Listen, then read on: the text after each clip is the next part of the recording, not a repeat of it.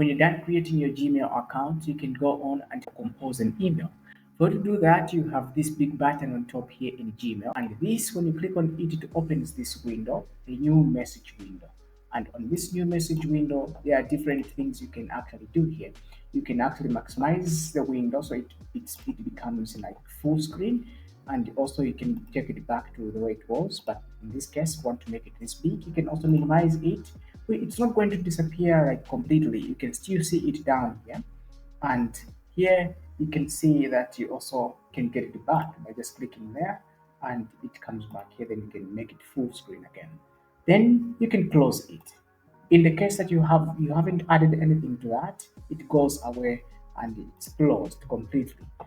If you want to get it back, you can simply come back here and click there, then you get it back. Then you maximize the screen like that. Now, in this window, there are three parts that you should be aware of. We have the recipients section, we have the subject section, then we also have the main body. The recipients, this is why you put the receiver's email address. Then maybe you want to send this email to 10 people. All their email addresses, you should know them, they should be put here.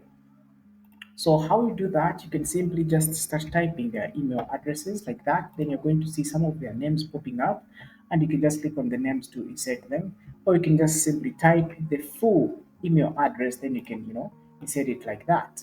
Another way to insert email addresses, you can just simply click on select contacts button, the two button. When you click there, you can just simply click on the email addresses you want to send this email to, just like that. Then you can click on insert.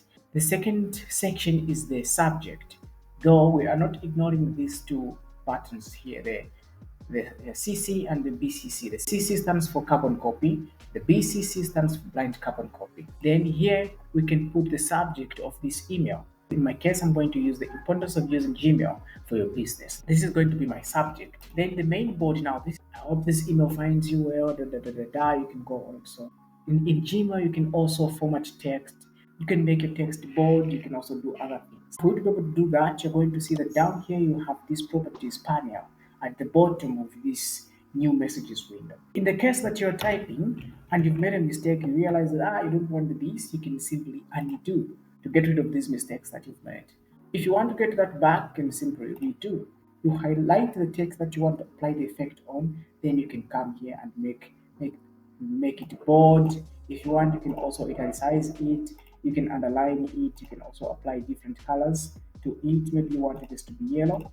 You can do different things here. This is the reason why we have this properties panel at the bottom. In my case, I'll just make it black the way it was like that. Now, if you want to change the color for the entire text in this, you can simply highlight everything and come here under the text color. Though we have two options here, we can also change the background color and the text color. So in our case, we can say, okay, the entire text should be like that. You can also change the font styles here. You can highlight everything and come under this sans serif button, click there. You can see different font styles that you can work with. By default, you're going to be working with this first option here, the sans serif. But you can, change to different font styles like that. You have all these different features that you can work with here in Gmail. So down here, you also have the ability to attach files to your Gmail. When you click there, you can actually attach different files to your Gmail. In my case, I'll just attach this image here like that, and then I can click on open. Just like that, this is going to be uploaded.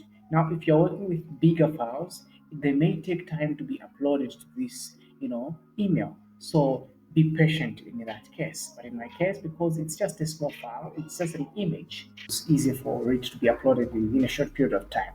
Now that's not all. You can also insert, emojis. You can insert files from Google Drive.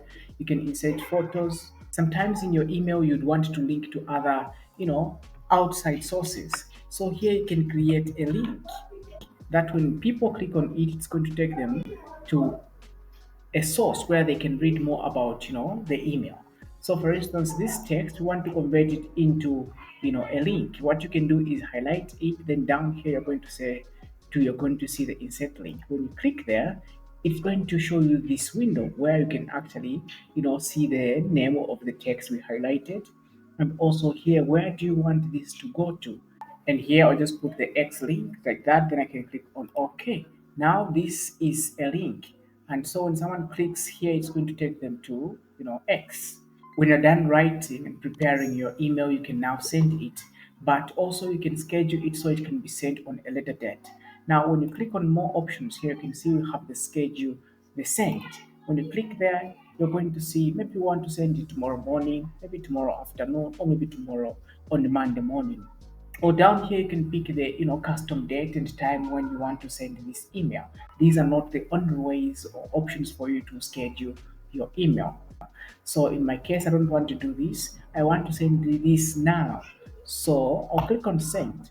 And just like that, here you're going to see the confirmation message which says message sent. You can undo in the first 10 seconds, but yeah, then you are no longer able to undo this. Then you can view the message that you sent by clicking on the view message. And under the sent, you're going to see all the messages that you've sent or the emails that you've sent out to the people you sent them to.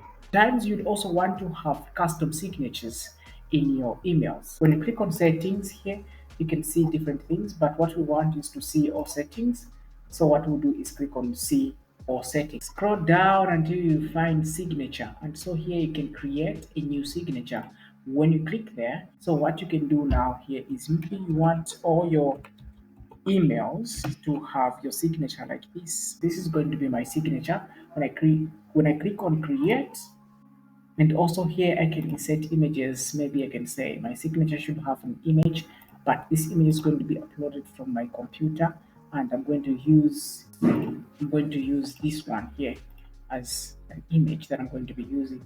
So I'll upload that image just like that. So the changes of what we've done here, we can just scroll down, then you're going to see the save changes button. When you click there, the changes have been saved. Now, when I create a new message here, now when I want to add the signature to this email, I can simply just come down here. Let's maximize this. All right. Let's maximize the screen. So now for me to be able to add a signature to this email, I can simply come down here where you have insert signature here.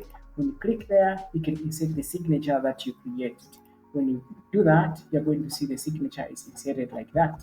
And so this is your signature. You can insert now your signature in all your email addresses, and that's going to be seen by everyone who receives your emails. So I hope this video was helpful. If it was, please leave a like on this video and subscribe for more videos like this. Thank you for watching. See you in the next one.